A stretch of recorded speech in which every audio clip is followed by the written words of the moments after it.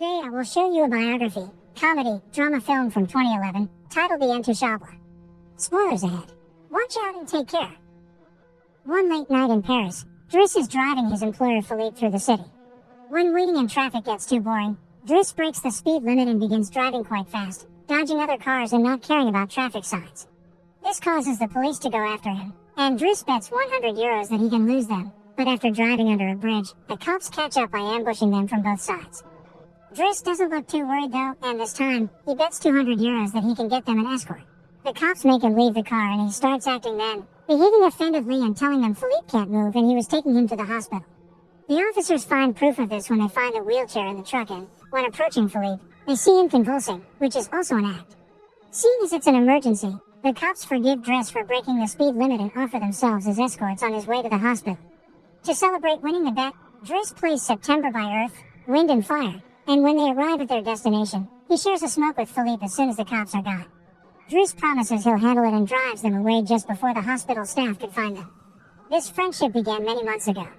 Philippe and his assistant Magali are holding interviews to find a new caretaker for him, but it isn't going too well, because all applicants have very standard or awkward answers to their interview questions.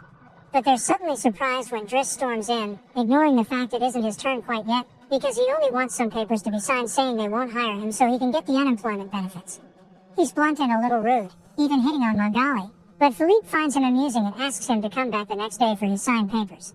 Driss goes back to his home in a humble neighborhood and tries to take a bath while all his little siblings bother him, only managing to get it done in time thanks to his sister Mina, who is a bit older than the others and more responsible. While waiting for their mom to arrive, he looks through the window and notices his brother Adama getting out of a suspicious car. When the boy enters the apartment, he just says he was at school and leaves again after grabbing his bag, causing Driss to be even more sure that he's up to something. In the evening, his mom arrives, and he gives him a Fabergé egg he stole and tells her he's been away on vacation when she asks. She isn't happy to see him though, because he disappeared for 6 months and never called, and now he's shown up out of nowhere as if her home was a hotel. As she's absolutely done with all his lies and she has other children she has to take care of, she kicks him out and tells him not to come back. Driss spends the night having a smoke and some snacks with some neighborhood friends.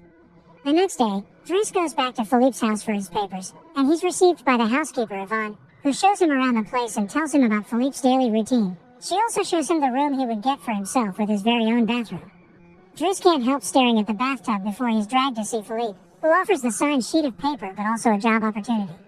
Driss accepts the 1-month trial, and Philippe tells him he bets he won't last 2 weeks.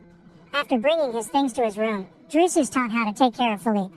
He must learn how to keep his legs stimulated, how to put him in the wheelchair, how to help him shower and change his clothes.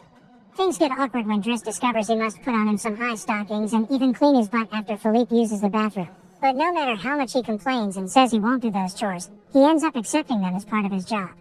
Later in the evening, while he's enjoying a snack on the roof, he's interrupted by Philippe's daughter Elisa and her boyfriend Bastien, who are looking for a private place to make out, and he kicks them both out after refusing to share his beer. Driss quickly gets used to the daily routine with Philippe, even if at first he does make some mistakes he learns from, like handing the phone to Philippe instead of putting it on his ear or forgetting the baby monitor while having a bath. He also learns to organize his mail in different folders, most of the letters he opens for Philippe, but there's a series of private ones he isn't allowed to look at. When he finds a flyer promoting female escorts, he decides to start a file just for those instead of throwing them in the trash as Philippe says. It's not all work in this new life though.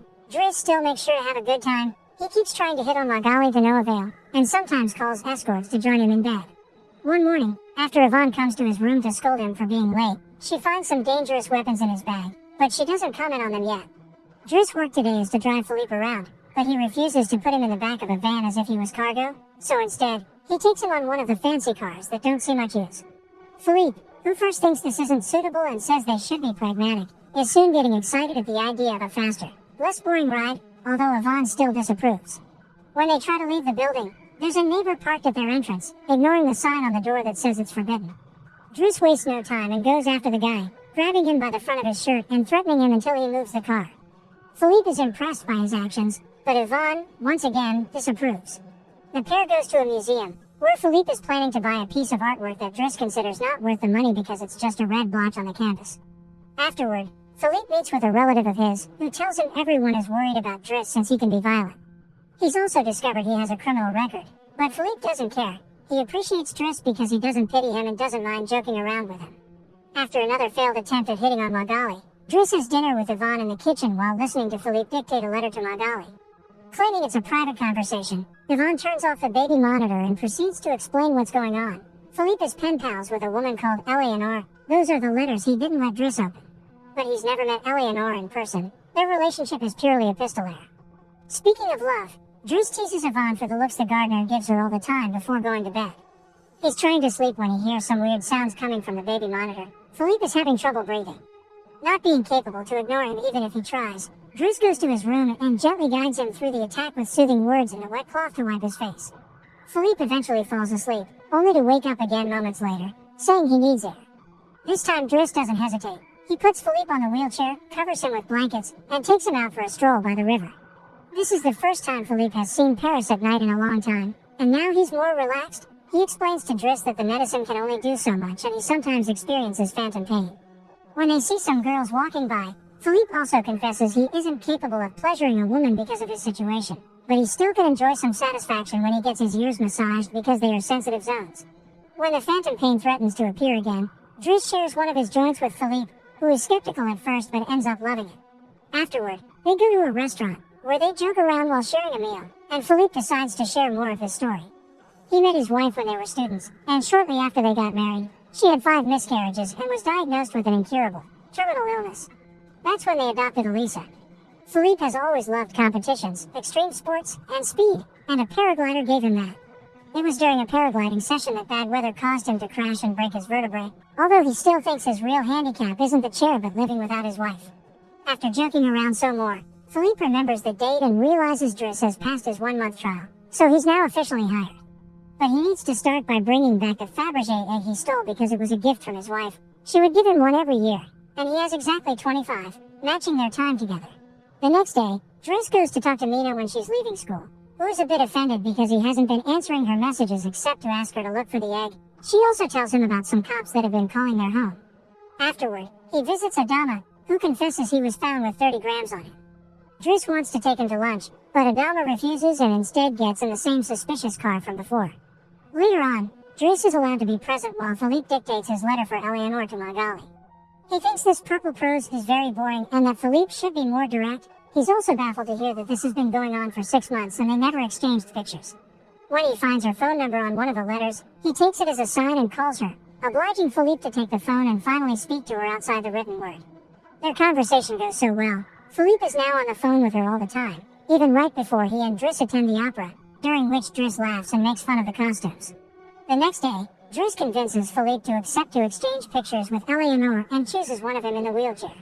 Afterward, while he's painting, Elisa bursts into his room to ask him for cigarettes and makes fun of him for trying to be artistic. Getting angry, he kicks her out before going to see Philippe, who is currently asking Yvonne to change the chosen picture for one of him when he wasn't quadriplegic.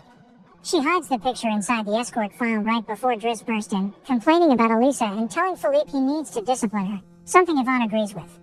Philippe agrees to talk to her, but he's mostly surprised when Driss lets it slip that he's been painting. Days continue to pass, and the friendship between Philippe and Driss continues to grow.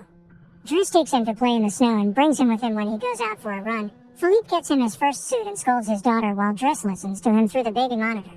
When Driss finishes his first painting, he shows it to Magali, who slaps him when he tries to kiss her. Philippe, however, likes the painting and promises he'll try to sell it. The two of them have a great time with each other, enjoying things like getting a faster car, sharing joints, and even hiring escorts together. When Philippe's birthday comes, he isn't very excited about it. Every year, he pretends to be surprised that they're throwing a party and has to meet with all these relatives that only come to see him on the date to check he's still alive. Philippe says it'll all be rather boring. While he and the guests enjoy some live classical music, Driss searches for Elisa, who is crying in her room after having taken some of Yvonne's pills, which won't kill her as she expected.